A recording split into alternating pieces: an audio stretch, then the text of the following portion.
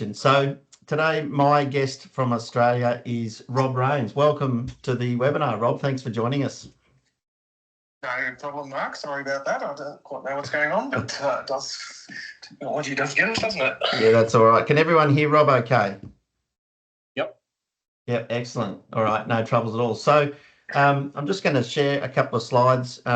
Rob's been very generous and provided some information around, his operation and what he's doing with eShepherd. So we're going to talk through that.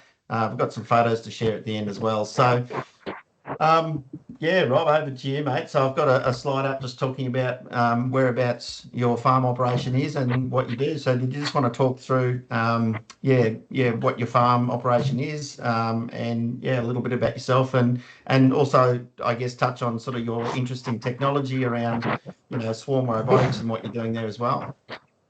So we're located at a little town called Goondiwindi, which is 80 kilometres, or our farm is 80 kilometres west of Goondiwindi, which is approximately 400 k's from Brisbane. We're right on the New South Wales-Queensland border. Luckily for us, we're on the Queensland side. We're mainly farmers. We dryland farmers. We've got about 10,000 acres, 4,000 hectares of mainly a lot of floodplain country. And that when it floods, we get irrigation water for our 1,200 acres of irrigation, flood irrigation. And then we have quite a lot of unutilised country, creeks and tree lots that we're not allowed to clear, other country, support country and things like that. So we haven't really grazed it. We grazed it once about 5 years ago, but we had a lot of difficulty with fences and things like that. So, so we had a lot of country that just wasn't being utilised at all. Yep. And we are mainly grazing, mainly farming. So the grazing's a small part of it. And we don't want that to sort of ruin or take up too much time out of our other operations, which are probably a lot more timeliness is needed. Yeah, and, Rob, I guess, a lot of the customers I have, like yourself in southern Queensland and particularly parts of WA, we've got the mixed farming operation going on, and we've got, large amounts of large-scale cropping happening, and then we've got those other areas of our farm, I guess, where, people want to utilise grass in those service areas and, waterways and, opportunity to trade some steers maybe on the neighbours. So I guess, when we sort of caught up late last year, that was part of the discussion. You were looking at, utilising some of that area around your farm, and of course, with a focus on farming with the, with the cattle being the secondary. Just quickly, Rob, I know you've been an early adopter of technology and you've been using the swarm robotics. Do you just want to talk through that for sort of 60 seconds and what you're doing there? Because I think that's really interesting, and sort of where technology's heading and how it's been implemented, particularly in those large-scale farming areas. Yep. So the part of where we farm is a lot of deep soils that hold a lot of moisture. So we're trying to hold as much moisture as we can, and then we grow predominantly nearly all winter crops in those dryland paddocks to utilise the moisture that's been stored. And with the changing of weed spectrums and things like that, we're getting a lot more resistant weeds. We also have very heavy country, so it doesn't grow carpets of weeds, it grows scattered weeds, and quite often 25 mils won't bring many weeds, but it'll bring enough to have to spray a broadacre spray. So technology's moved a lot to camera spraying. Most farms would have a camera sprayer of sorts, but the problem with them is it's a tedious job, and as soon as you finish the farm, you need to turn around and go again. So you're just going around and around and around. We bought a robot sprayer 3.5 years ago, and we're basically all summer it just goes around and around. When we finish, we just start again, unless it's really, really clean. And now we've started to utilise that on all our broadacre spraying. So we're doing all our winter crop spraying with it, and we just use the main big sprayer when it fits in. When we're under the pump, really, if we've got a big flush of weeds after harvest or something similar to that. Yep, and you're essentially manning that, aren't you? You're doing other jobs and you've got the robotic sprayer, and I think you said you've done a huge amount of hours since you've had that on farm, and 10,000 hours or something? 10,000 hours in 3 years, so it's about nearly 11,000 now. So yep.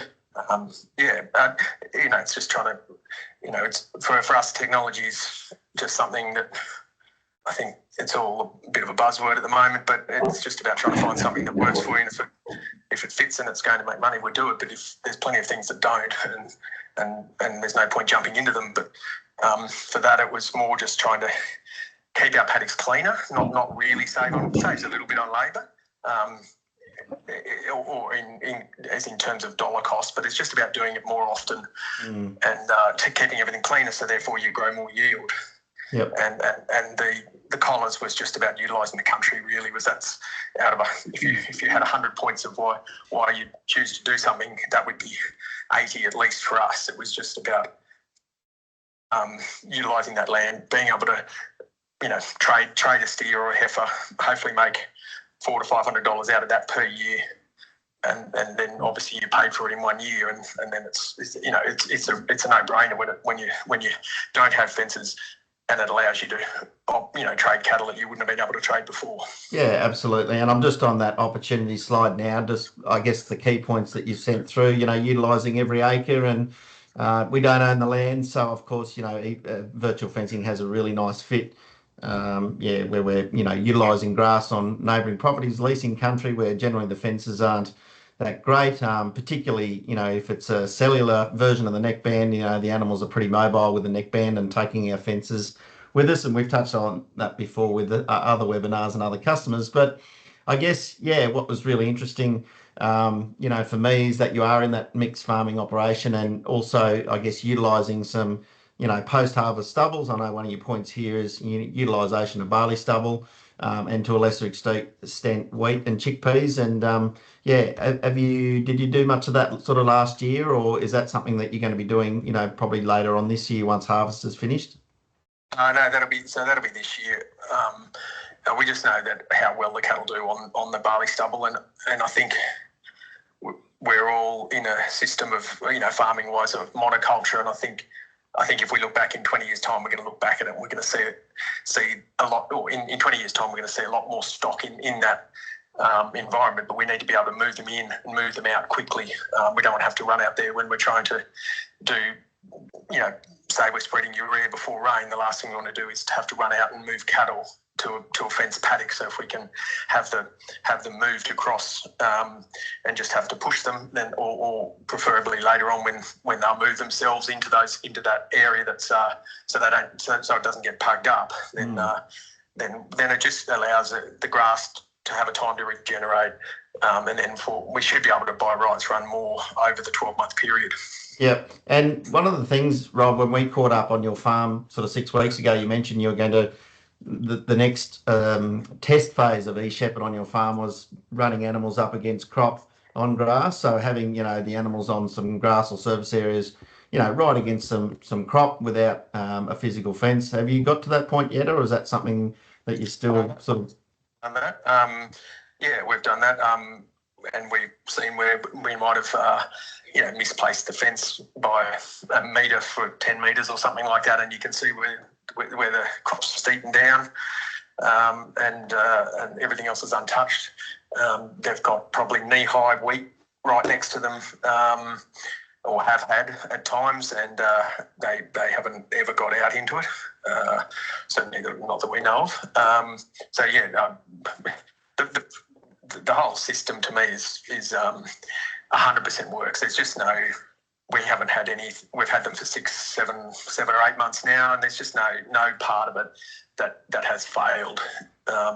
We've had a couple get out, and it's probably more where we've just really followed the creek and they get a bit boxed in, we think. And it's definitely probably the type of livestock. We bought 2 different mobs, and one of them's just a little bit more flighty and very much hang together, and one of them probably went through and dragged a couple with it, and this is the only time it's sort of ever happened in 6 months. So there's plenty of times we've put pressure on them to see whether it works, and it definitely works. So. Yeah, and look, I've got some photos up here just sort of sharing with everybody who's on the call, Rob, and I've got a nice fallow paddock with some light timber and a bit of grass there, and you can see the animals are sort of right up against the fallow there, and that's just magic that you can be sort of running animals side by side. And and really not sort of getting any animals across that line. So I guess the other one for me, and we talked about it, and I think we even did a socials post there a while ago. Just the story about you moving animals, from one side of your farm to the other when it was really wet. Did you just want to sort of talk through that? And the daughter jumped on the motorbike with you, and it was sort of worked quite well in terms of creating that laneway to move animals from one side to the other. Yeah. So we've all of it. It's very broken country. So there's sections that we know where the cattle are at the moment on the map that Mark could have there. It's on a bit of a sand ridge, but in between, it's probably 2 or 3 kilometres of a road with a farming paddock either side, and we just set a fence up 50 metres wide, and with a bit of a funnel at the start. And once they sort of walked in, they'd just wander off a little bit, and they'd get a beep, and they all just feathered out in a big line. And we've moved them across there probably three or 4 times now, and same result every time. When we bring them back, we've got sort of getting close to knee-high chickpeas, so that'll be the next level. That we'll probably just need to push them along a bit harder. Yeah. Just keep them walking. But yeah, that's just my daughter she's probably 14, so she's and the second time I got stuck doing something else, and she just brought them back by herself. So it's pretty simple. Yeah, and she's at uni, isn't she, Rob? So she's sort of helping you farm from afar. That's the older one. So she set it up, Yeah. and it was just a good project for her. It's certainly not the technology involved in setting it up. I'm 50 odd, and it's pretty simple for me. But I just thought it was a really good project for her, and especially at the time she was at home, but she went back to uni very shortly afterwards, and she can see what's happening down there. And if I wanted her to do something at times, I've rung her up and said, "Can you just quickly do that fence because I haven't got phone service or whatever?" And she can do it, and it keeps them interested in parts of the farm that a lot of young people come back and they get all the mundane jobs, but this is the sort of job that they can be part of, understand. It's just second nature to them. Yep. That's great. And I'm just having a look through your notes here as well, Rob. You're talking about reduction in kangaroo numbers in grazed areas. What's that all about? So just knocking the grass down. We've actually had neighbours come to us and ask if we could put them on their place. We haven't got them there yet because we just haven't been able to get down to that part. Just to knock, and then he just said, "Come and do it. We don't want anything for it. It's we just want to knock the grass down so it becomes less attractive for the kangaroos and the pigs, and less cover. And if there's any water there, they sometimes clean up a bit of that water, but mainly just the grass and the cover." So that certainly we've seen. The kangaroos probably just moved somewhere else, but if they're moving off to a neighbour, that's probably a good thing. Yeah, and I guess what's people are always interested in, Rob, one of the questions is how easy, and we did sort of touch on it before, but putting neckbands on and the training of the animals. I mean, what's your training program when you've got new animals that you're putting neckbands on, and how long before you see, I guess, how long the animals sort of get used to the system and respond and respect the virtual fence? Can you just talk us through that? It's pretty much exactly, if you follow how you're told to do it, is exactly how you should do it. We give them sort of 2/3 of a paddock, make sure there's no water in the other third, and then just let them out and let them go to that fence and hit it, like get the beep and then get the zap, and then after, if they stay outside of that for a while, we push them back in, but just let them get used to understanding that the beep will be associated with the zap, and if it takes more than 3 days, I'd be surprised. We did have a bit of a learning process in the first one, but that's something that we'd do differently, and we probably didn't quite follow exactly what we should have done. We also had a bloke who works for us who had a couple of dairy cows and just cattle that just barge through any fence. There's only 3 or 4 of them, and they were testing my patience. And I was telling him to fix the fences all the time, and in the end, I said I just put collars on them. And I thought, we'll see how this goes, because if they work on these, they'll work on nearly anything. And it took 3 days. Particularly one of them just kept pushing out, and she's now had it on for 5 months and never got out. So Yeah, that's right. And for those people who are reasonably new to the idea of virtual fencing, a lot of questions we get around containment. And if an animal does get out, the virtual fence becomes inactive. But we have got features within the software to be able to move animals back into those virtual paddocks. If you don't move them manually or you don't, they don't go back on their own accord, we can activate return to paddock feature, which, Rob, we activated that for Rob the other day. So how that basically works, if an animal does break out of the virtual paddock and is in no man's land, return to paddock feature will set up a new virtual fence in front of that animal so that animal can't continue to walk away from the virtual paddock. And as that animal turns back towards the virtual paddock that it escaped from, that line closes in. And as long as it's walking back towards the virtual paddock, it's not getting any pulse or audio, which is great. So it's like a containment safety measure, I guess. We find that a lot of people don't request it because we do find the containment so good. So that's great, Rob. And yeah, I've just sort of roll over to the next slide now because you probably can't see it. And you've touched on a few of these points. In terms of the service, I know in Australia, and it may be a little bit different in the US and New Zealand. We've seen a bit of a reduction, haven't we, Rob, in terms of the reach of the actual website. What's your experience? You're in a very marginal area. You're on the cellular version, so you've got the SIM card version of the neckband. And we did have a discussion, and it was in question there for a while whether, in fact, the neckbands would actually work in that low service environment. Can you just talk us through, I guess, your experience and what you've seen and in terms of being able to get, those regular communications and, the sort of the service on your farm in terms of how much 4G you have versus, how much the neckbands, I guess, interact and how often they update? Yeah, so I'm on Starlink now. If I was to turn that off, we would have one bar of service over our farm without a booster in unused or anything like that. Mm-hmm. And that would be pretty much generally over the whole farm. There might be a few areas that might get to 2, and there might be some areas with no service. Well, there definitely would be, particularly in trees.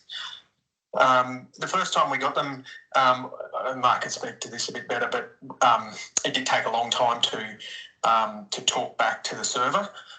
It was taking sort of 10 hours to get all the cattle through, but that made some changes in the first week, and we've had no issues since. But my understanding is that we're running. It takes a few more volts to run that, so our system seems to be running on quite low volts at all times. A lot of the neckbands. But that's not. I mean, it hasn't affected us at all, but I don't know. Mark could talk about whether that's important for the system or not. But as far as for the user, it has made no difference to me, or whether it'll last longer or try shorter. Will the battery last shorter period of time or something like that? Yeah, so in Australia, and I can't speak for the US, but we run on the LTE network here from Telstra. So as a general guide, if you're a new user looking at eShepherd, if you've got phone signal on your property, that's a really big tick, because essentially we don't have to sell you a base station as well, and we can just sell you a cellular version of the neckband. And as long as you've got that and a laptop, you're really ready to start your eShepherd virtual fencing journey. And if you've got 1, probably 2 bars of 4G, you will be most likely able to run the eShepherd system. And if there's any doubt, we can send a neckband out in the post and do some testing around that. And we get some really robust analytics around comms performance, so how many times that neckband's checking in every day. But it's definitely worth talking to myself, or in the US and New Zealand, my equivalents over there, just to work out what the connectivity profile on your farm is like. But I guess the overall theme of what Rob's talking to is that even if you've got marginal service, and we're unsure whether it's going to work, it's always great to do some testing. And it's it's always going to be an option for you to run with the cellular version. So happy to sort of take any more questions about that in the chat. But no, that's when we looked at the 2 different sorts at the start. When we actually looked, the first time was probably back in 2018. But when we got it down to eShepherd, it was really about not having to run a base station over the area that we had, and where the areas of cattle are scattered or the grazing paddocks are scattered. We would have to have too many base stations, too much time to move them, or too much to set them all up. And once it became a cellular option, it became a lot clearer decision.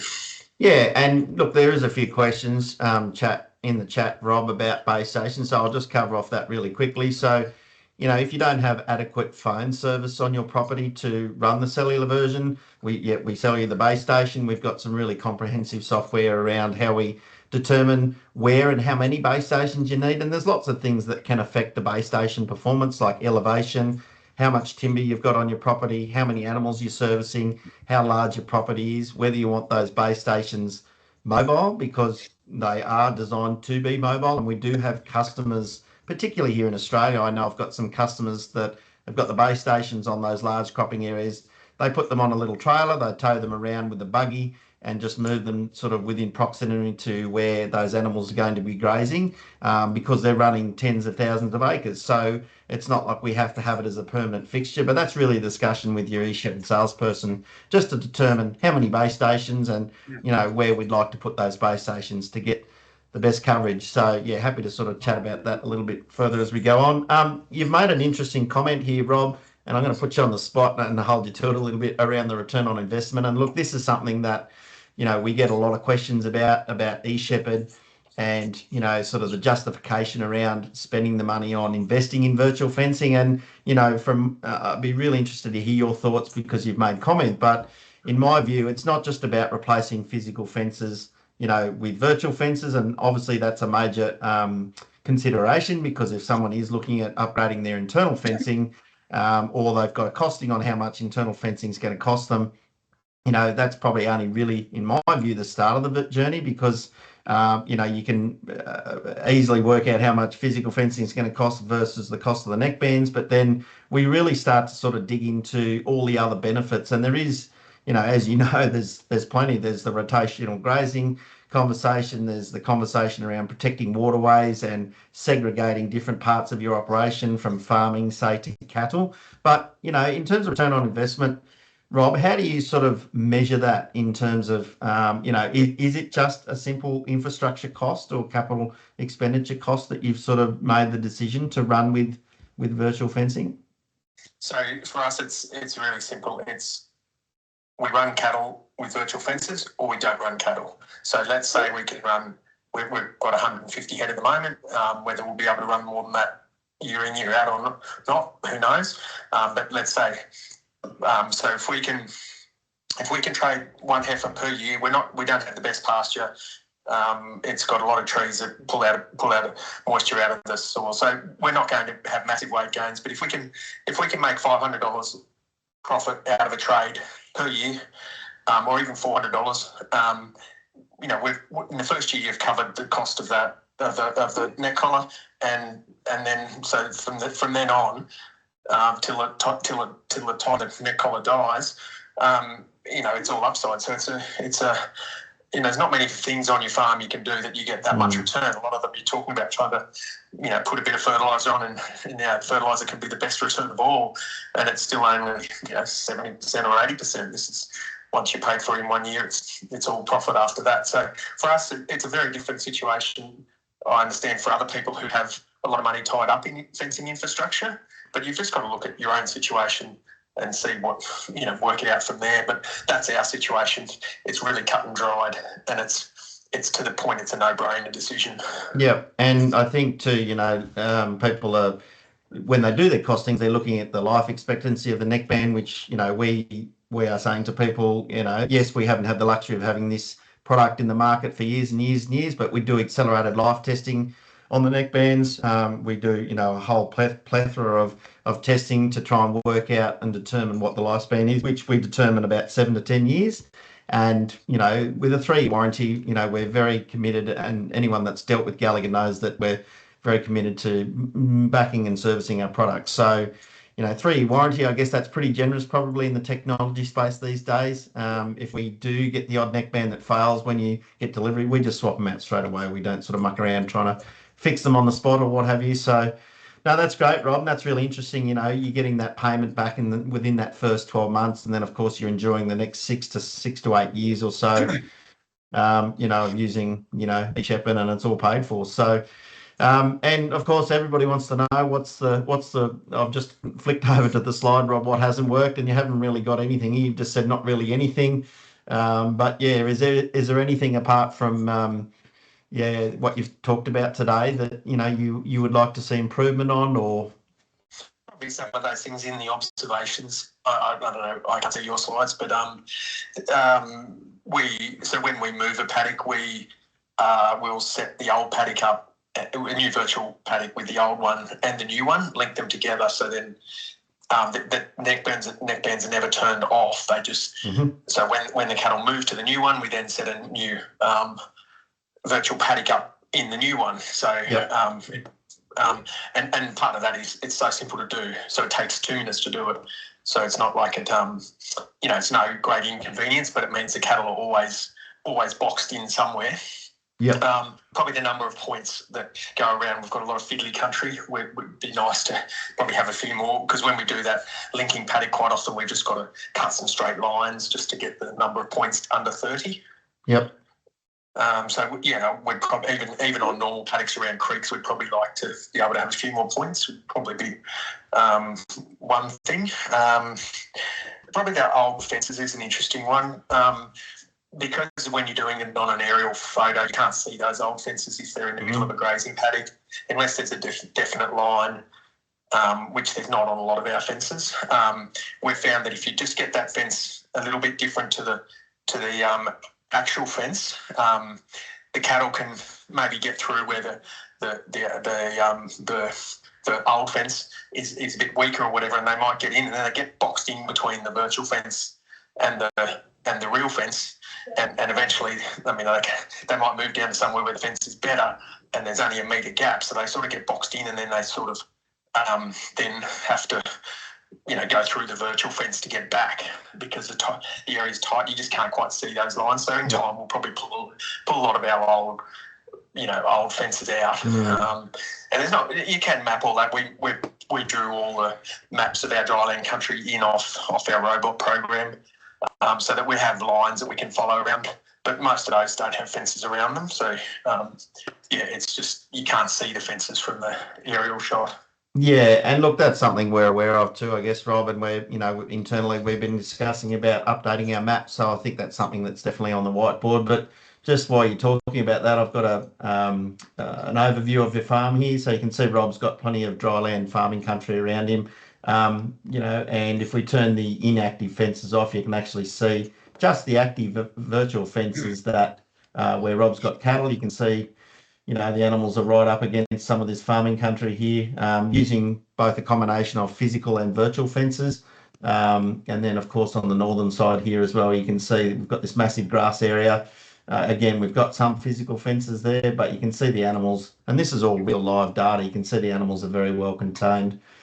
Inside the virtual. Saying that we put some on some bulls because we had a few spare, and the bulls just learned within.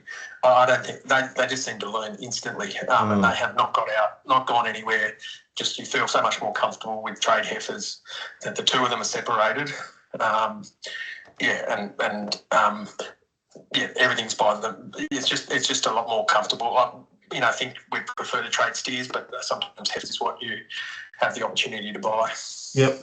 No, that's cool. Charles and Kat, there's plenty of questions in the chat. Is there anything that relates directly to Rob, or did anyone want to ask Rob a specific question? Just you can raise your hand. There's a little icon at the top. You can just raise your hand and ask Rob any sort of questions, or happy to read out your questions. But yeah, while you're thinking of your questions, that's great, Rob, and I really appreciate your time. And what's the plans for the future? Have you got neighbours or lease country that you're looking at where you can run some more animals, or are you just content now on what are you up to? 140, I think. Yeah, we'd probably like to try to look at that avenue a little bit. It's not as it sounds simple. The problem is once you start to do a collar on it, you can't just pay an adjustment rate for it, because you're providing the fence, which is a significant part of it, obviously. So you sort of need to get it pretty cheap or almost nothing, and then it gets to the point where the farmer's like, oh, well, it's not worth doing it for a couple of bucks a head a week. Yep. And then you don't have yards, and in a lot of places all good yards, and then you don't have, some places don't have water. So yeah, we're definitely looking at it. I would like to get numbers. I would like to get the numbers up significantly, up to even 1,000. But we just need to start on one person who's happy to do it for nothing, and then just see how that goes. And we've got a few other people that we think we could ask if they were interested. So yeah, no, that's good. Probably before you Excellent. go, Rob, there's a little bit of interest around how you're doing your laneway. If you had any further. Yep. So Rob, we're just looking at the web app. Thanks, Kat. We're just looking at the web app now. We're looking at that laneway that runs from the eastern side across those two farming paddocks. So I'm assuming that's where we went that day, into those sort of northwestern areas. How wide was that laneway? I think you said about 50 metres, was it? 50 metres, I think that's the minimum. Is that the minimum width I can make it, or can I make it narrow? You can make it narrow. There's obviously a few things that determine that. If you've got, a larger mob of animals, we're going to make the laneways a little bit bigger. But I think Zippo generally talks down to even 20 metres wide, depending on, again, how many animals you're pushing through. And, in terms of getting cattle back to water, are you finding they're going round right angle bends in virtual paddocks okay?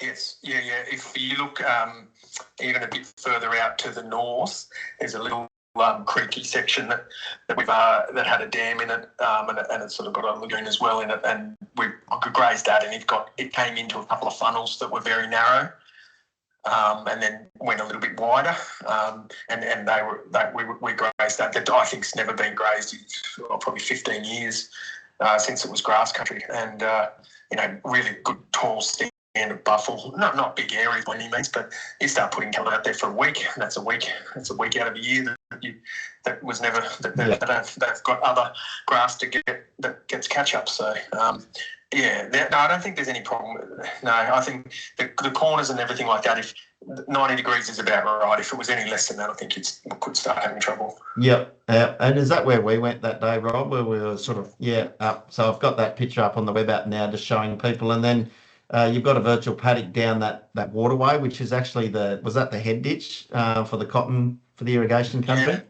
It's sort of more like it's sort of just a drain, and it just grows a lot of a lot of weeds, and particularly how we've got a robot spray, it doesn't actually reach out as far as the other one did, so it does tend to grow a bit of rubbish in it. So now we can just utilise that, so long as you've got some water to link it to, and they do wander down there and eat it, and it doesn't do any, like those sort of drains, we don't mind if the stock get in them.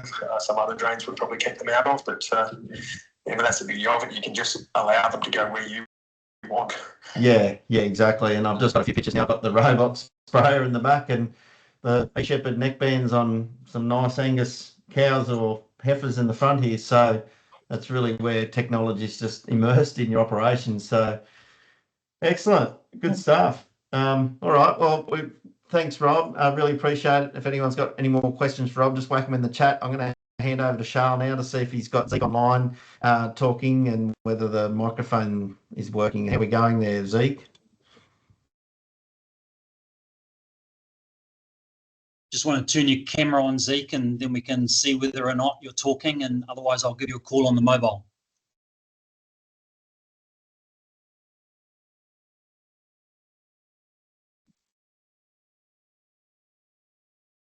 And do you want to say something, Zeke? No, I'm going to call you on the mobile. Okay.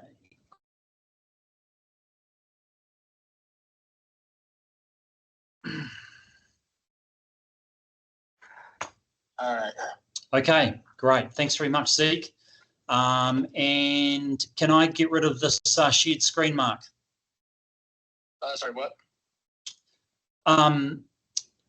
I was just saying I think Mark's frozen actually. I'm going to share my screen and then we'll go from there. Okay. Right.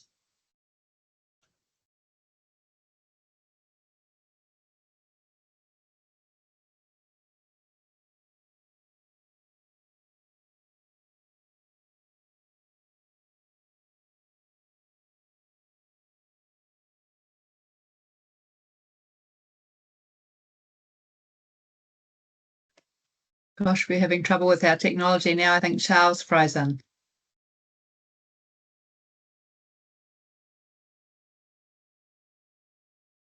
Okay, how are we going now? Now we've got problems with Charles.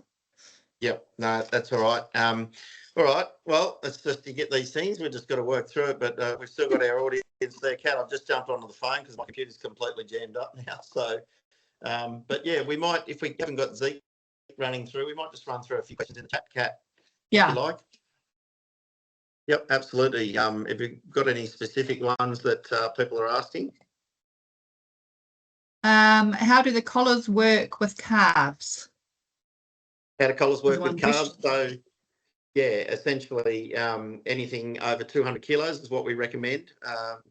Cows and calves are totally okay with the eShepherd system, and what we generally find is it's a bit like a creep grazing situation. So we'll see, the calves walk off, they'll be able to graze a fresher pasture, fresher grass, and cows, will be contained in the virtual fence. And then, of course, the calves will be coming back to drink from mum. And what we generally find is that the calves will wean a heck of a lot quicker, a heck of a lot heavier sooner. So you're getting the efficiency of turning those animals off into weaning weights a lot quicker. So yes, we've got plenty of people using eShepherd with cow-calf operations and also trading operations. So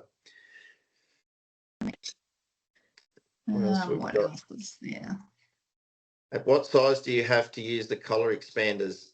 Really depends on the class of animal, but generally bulls, we find people ask for the extension chain, so we can then make the chains a lot bigger and make, allow that neckband to fit around that animal.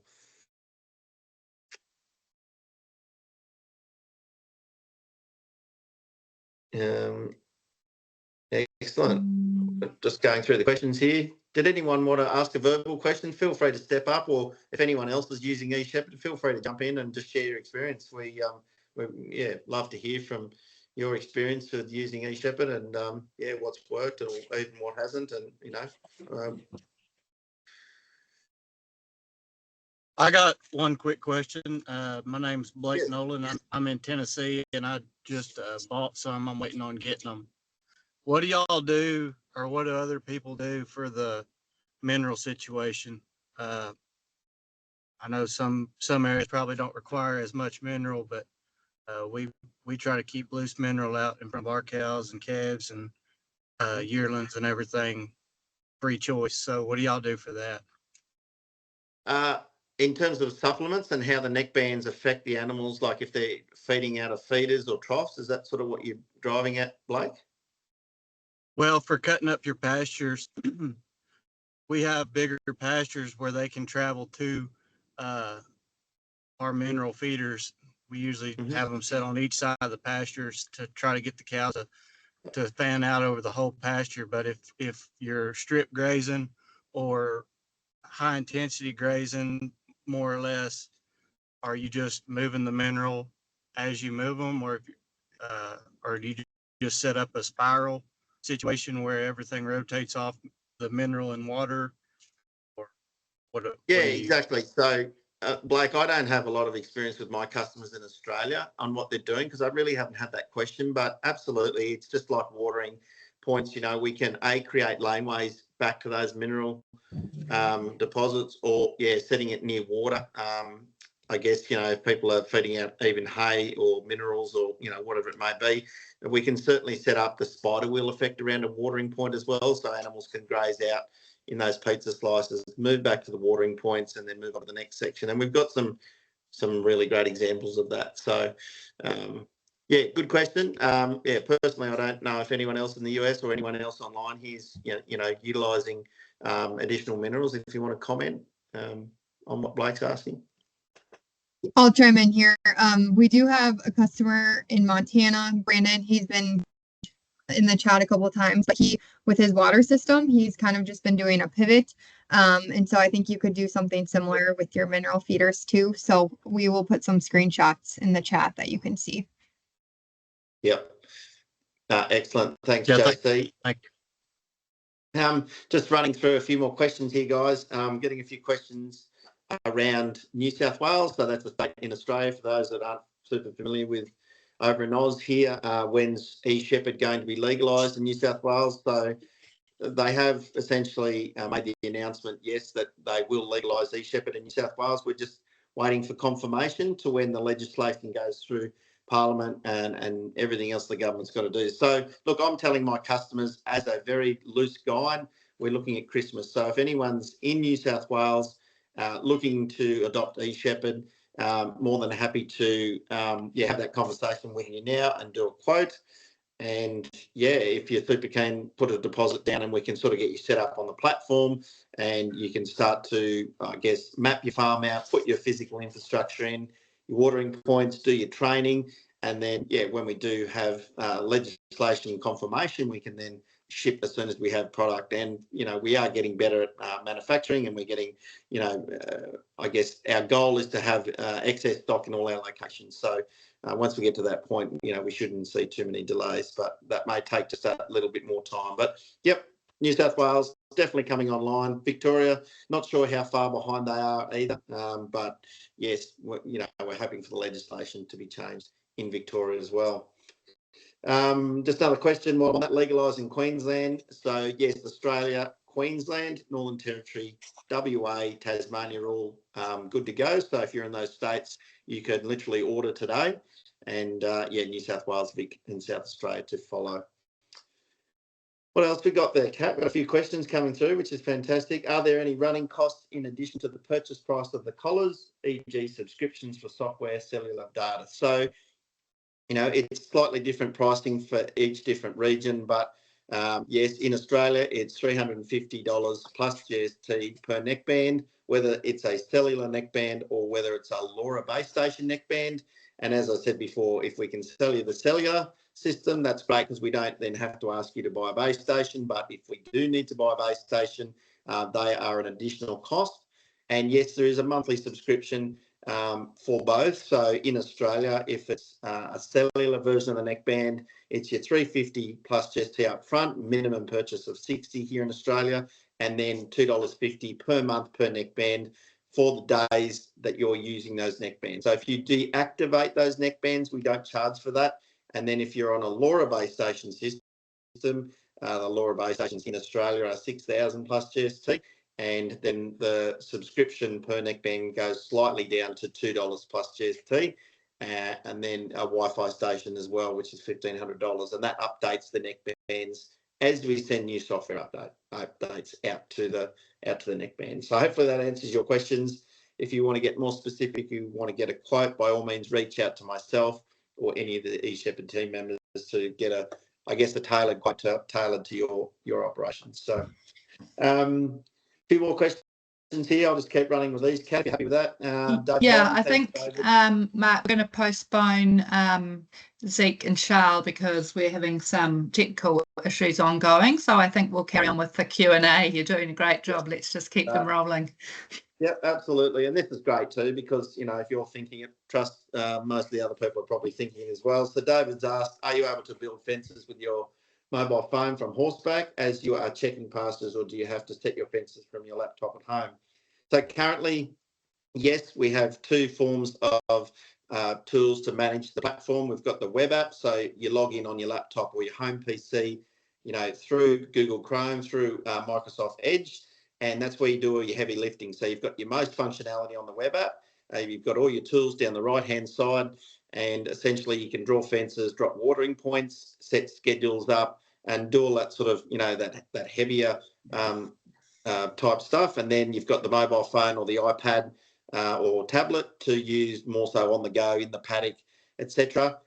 We have been requested many times to be able to draw virtual fences on the web app. I believe that that's something that we're working on, and hopefully we can roll that out at some stage in the near future. What a lot of people do if they are in the paddock a lot but they want all the web app functionality, they get the tablet and they actually log in via the internet, like via the web, as opposed to using the web app. So the web app is just a downloadable app, the same as any other app. It's really great too and gives you all your notifications, etc. But some people, particularly my customers here in Australia, they like to have a nice big, 13-inch or even 11-inch iPad and they have that in the ute, and they can draw fences. They can use an Apple Pencil if it's an Apple device or a stylus, just to make that a little bit easier. So you do have a bit of flexibility there. So good question. Thanks, David. And yeah, hopefully that answers your question. Another question here, Jason Kong. He's asked, can we use the system to move cattle back to the yards? Although we don't fully promote eShepherd as a mustering tool, essentially if animals are coming into, say, a water point in the evening and those animals are near the yards or a holding paddock, because you're going to get those animals in the next day, essentially what you can do is once those animals come in, you know, you will have a feel at what time of day those animals are at that watering point. So then you can just put another virtual fence around them, transition them across to that new virtual paddock. So essentially they're, for want of a better word, trapped. And I know Brandon, I think Brandon's online. Brandon gave us a demonstration a couple of webinars ago where he's doing exactly that. He's moving cattle and essentially blocking them off so that they can't then return to their paddock. So in one respect, yes, and I know a few customers are already trialling that themselves. So great question. Thanks, Jason. Another one here, Wasey. I've set up my mineral. Oh, yes, we've been through that. Sorry. He was just making comment on setting up mineral near my water now in conjunction with the collars and strip grazing. I normally did what Blake was describing and using my minerals as a draw to get my cattle to utilise the whole pasture. So really it's up to the individual how you do that. Few comments here. Claire Kaepernick, thanks Claire. We use a laptop for creating the VP just for ease, as it is a larger screen, but can also use the mobile to check things and move VP if needed. We mostly use the schedule option. So Claire's saying that she's using the schedule feature within the web app to move animals.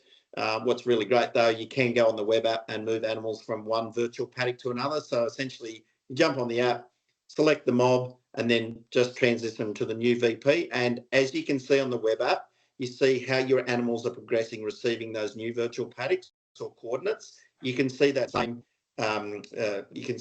information on the actual app on your phone or the iPad. You can see what percentage of your mob has received the new paddock. That will take approximately half an hour if your signal's okay to good.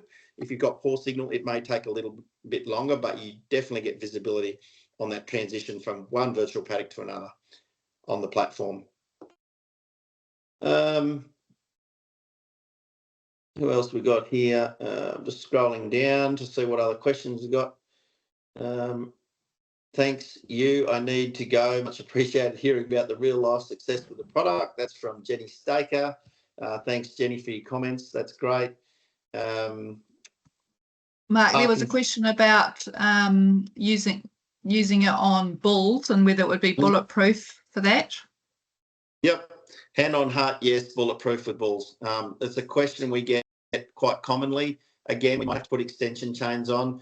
I've seen videos of, sent from our customers where they put it on the bull and the bull's gone completely nuts for about 90 seconds, and then 5 minutes later he's almost asleep in the corner of the yard. So very successful with bulls. Yeah, and I encourage everyone to, as a starting point, in addition to what they're doing, is to put, some neckbands on some bulls. The degree of separation is probably, that's a little bit interpretational. Depends what you're trying to achieve. People are saying, can I separate several bulls in the same paddock? I mean, essentially you can, I suppose, but you've just got to consider the watering points and the facilities around water on how you would do that. But, as we know, bulls love to, creep across a few paddocks and go through a few fences. So if you've got bulls, by all means, give it a go, and yeah, give us the feedback on how it's working for you. And we had the webinar from last month was good, a good show of how successfully used with bulls as well. Yep. No, that's great, Kat, and yeah, we can talk to that as well. Another couple of questions. We've got about 5 minutes left here. Can you use it to protect isolated paddock trees? I'm assuming by that question, John Dalton, thank you. Basically, if we've got a large paddock, we can create an exclusion zone within that virtual paddock. So essentially we can use the exclusion tool and we can isolate trees, waterways, hay feeders or hay sheds, feed bunkers, etc. Sorry about that, it's my phone. So yes, we can exclude isolated trees and other infrastructure within the paddock. Rochester. You've heard me talk about Kent before. He's in WA. He's got some hay sheds and feed stores right in the middle of a paddock, and he's got a virtual exclusion zone around those and doing it very well. So, all right, we can certainly go through a couple more. I know, Kat, that you've been doing some work behind the scenes. So Kat's our marketing manager for eShepherd and looking at more ways to provide some resources for you guys. But I know Kat set up a Facebook page and a user group as well. So if you log on to Facebook, please join us on the eShepherd Facebook page and user group. So you can just sort of chat amongst yourselves as well. We really encourage that. And it looks like Kat's so I've just dropped well. the links. I just dropped the links to all of our channels on the chat.